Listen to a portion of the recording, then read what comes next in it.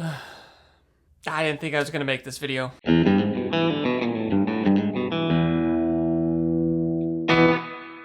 Hey everyone, and welcome back to, I guess, what would be a part 2 of my video on this amplifier, the Fender Pro Junior. In the first video, I mentioned how I felt that this amp was not giggable, and a lot of you chimed in to tell me that I was wrong. So today, I want to clarify exactly what I meant and let you know why it doesn't work for me personally. Let's talk about it. First off, let me be clear. This amp is giggable. Any amp is giggable if you really want it to be.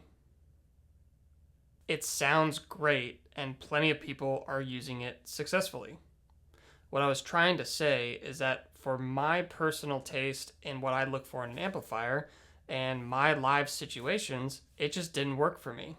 I tried it on my own gigs, my rehearsals, and even sit-ins with some other musicians in town, and it just never really cut through enough for me. It just wasn't enough. The biggest thing for me about this amp is the single tone knob.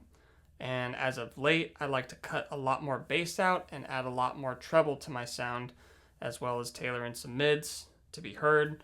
And independently, this amp just doesn't allow that to happen. When you set it up, it kind of is what it is. And for what it is, it's a fantastic amplifier. I do really enjoy playing this amplifier, but in a live setting, it just doesn't work for me personally. Then there's the Headroom. This is a 15-watt amplifier, so once you start getting up in volume, the amp is going to break up. And for me, I like to have a little bit more headroom in the amplifiers that I like to use, and I feel like that helps me stay in control of how my sound is. If you're looking for an amp that's just wide open and broken up, but you don't want to carry around a bunch of pedals and a huge rig, sure, this would be a wonderful amplifier, and I believe that is where this amp shines the best, is when you crank it up to 6 or 7 and just have that natural overdrive going. But again, for me and what I've been after as of late, it just hasn't been that sound, which is why the amplifier just does not work for me. Also, I feel like when you have the gain up all the way, once you get to a certain point, the amp is not delivering any more volume. You're just getting more gain, which can easily get lost in a mix, especially when you don't have an EQ section that can help you get in front and sit in the mix well. Another very important factor for me is how the amp feels, and I'm just going to keep repeating this, that I do think this is a wonderful amplifier. I'm not dogging it in any way, but what I like is to actually feel the amp behind me. I like to feel the air being pushed, and I just don't get that with this amp.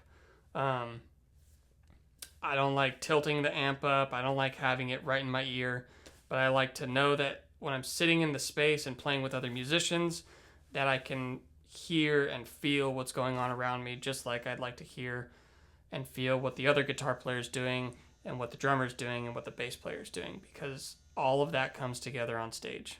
And it's just fun. It's fun to play loud. You can't tell me that you don't have a good time when you're cranking up your amp, playing with your buddies, and it just sounds really good. Even if it's for just a little bit, it's fun. So once again, let me be clear. Of course, you can gig with this amp. You can gig with any amp that you choose. My critique is purely a personal fit. It's all about the tone shaping, headroom, the feeling of the amplifier when you're playing live, and that's it. It's not a knock on this amp.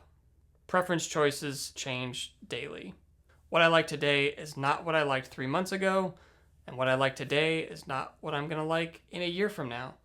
And when I first got this amplifier, I thought it was great, worked all the time, and slowly started to realize this is not what I am looking for. So I moved on, I grew, I explored new options.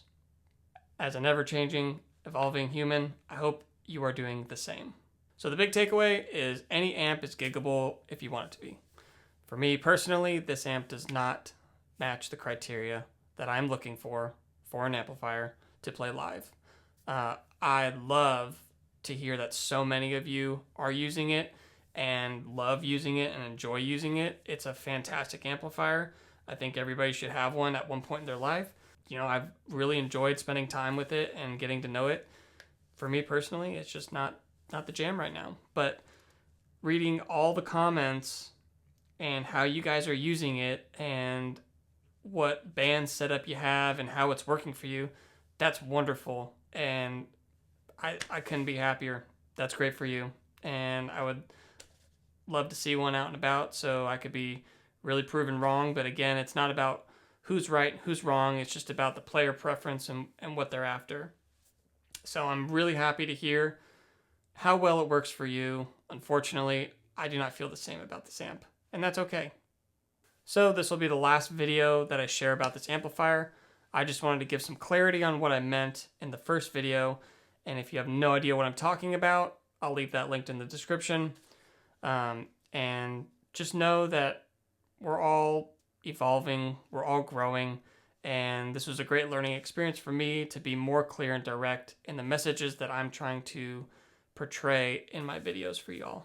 Just remember that I am a guy in a room with a camera talking about things that interest me. These are not absolute facts. These are just my opinions, and I am an expert on my own opinion. Wrap this up. Let me know what you think of the amplifier. Do you have it? Have you been playing live with it? Let me know all the things. I'd love to hear it. My name's Chris Ellis. Thank you so much for allowing me the space to share my thoughts and ideas with you, and I'll see you guys on the next one. Thanks.